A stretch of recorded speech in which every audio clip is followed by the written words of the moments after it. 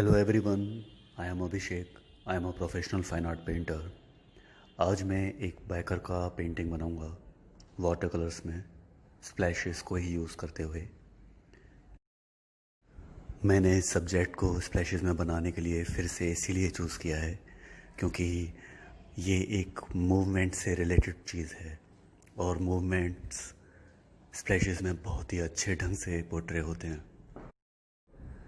वैसे biker group में शामिल होकर किसी लंबे रोड ट्रिप पर जाने का मज़ा ही कुछ और है, और एक प्रोफेशनल फ़ोटोग्राफ़र होने के नाते जब मैं एक ऐसे किसी ग्रुप में साथ में चलता हूँ तो नो डाउट कैमरा भी साथ में ले जाता हूँ। और जहाँ भी हम ब्रेक लेते हैं उस रोड ट्रिप में तो वहाँ पर फ़ोटोशूट भी छोटे मोटे हो जाते हैं। और ऐसे ही ये एक फ़ोटो है जो काफ़ी अच्छी मेमोरीज़ में से एक है।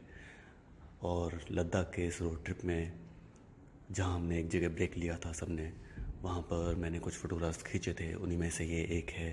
यहाँ पर जो बाइकर गर्ल है वो उसके बाल हवा में उड़ रहे हैं क्योंकि उसने हेलमेट उतार कर थोड़ी देर के लिए अपने हाथ में पकड़ा हुआ था और वो बाइक का सहारा लेके खड़ी हुई है। तो ओवरऑल ये बहुत ही खूबसूरत पिक्चर बन पाया। इसमें एंगल ऑफ विज़न काफ़ी इंटरेस्टिंग है क्योंकि एक लो एंगल शॉट है और इसमें पर्सपेक्टिव उसी ढंग से जाएगा तो उसी ढंग से हम ड्रॉ करेंगे। और इसमें कॉम्पोजिशन बड़ा ही इंटरेस्टिंग बन रहा है। पूरा एक डायगोनल रेंज में जो मेन बॉडी है, जो मेन सब्जेक्ट है, वो पूरा एक डायगोनल शेप में जाएगा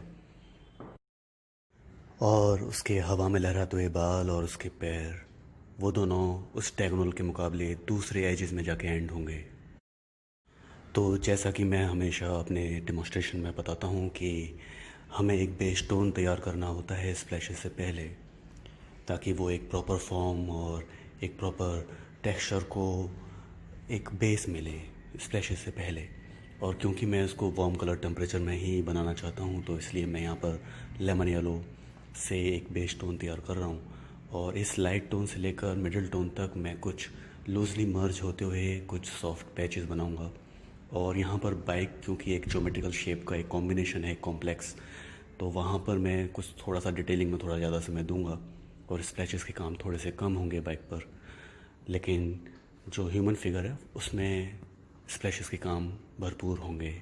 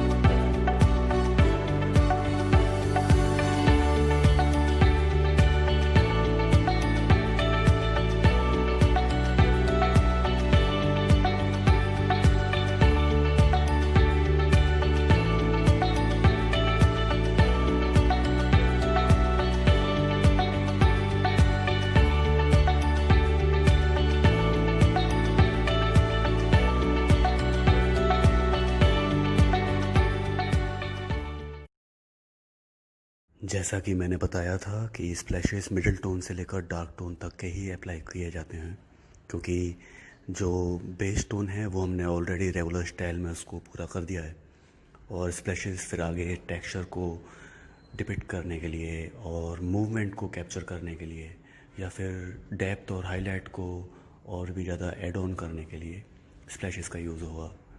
और बाइक में तो स्प्लैशेस थोड़े से कम ही होंगे, कहीं कहीं होंगे, और ह्यूमन फिगर पर ज़्यादा इसका यूज़ होगा।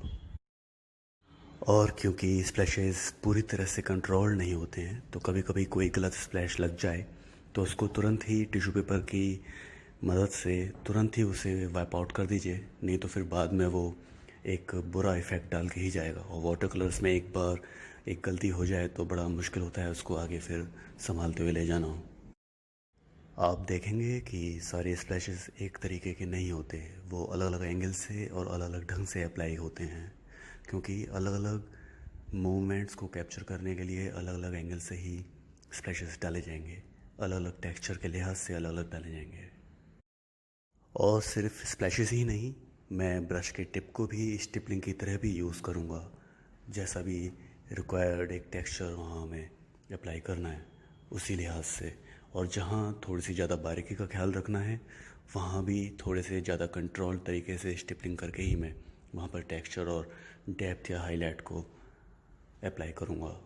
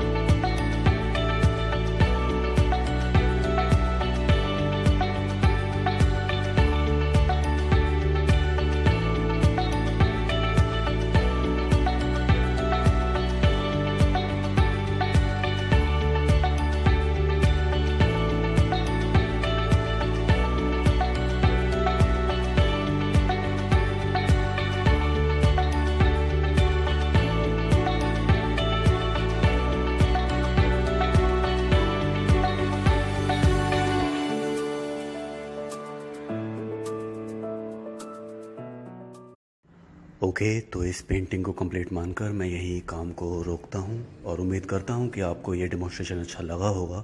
अगर ऐसा है तो प्लीज़ मेरे चैनल को सब्सक्राइब करना ना भूलें, नोटिफिकेशन बेल भी ऑप्ट करें ताकि आप मेरा कोई भी वीडियो मिस ना कर दें।